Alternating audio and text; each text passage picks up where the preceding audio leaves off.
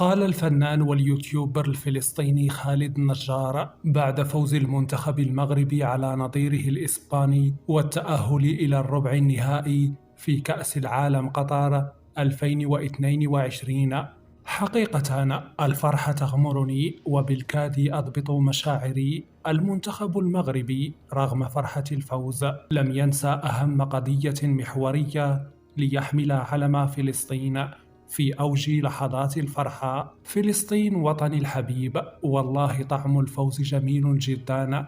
شكرا لكل مغربي. لقد كتبتم اسم المغرب بكل تلفاز أجنبي وبأول خبر بكل نشرة رياضية. رفعت راسنا، ربي كبر بكم، أحبكم من قلبي والله.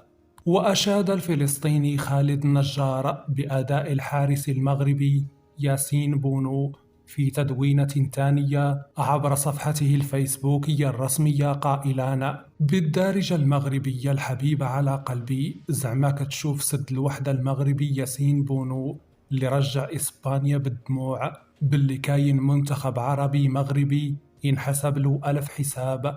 ربي كبر بيك، فوز لكل المسلمين، ربي بارك، ديما ديما المغرب.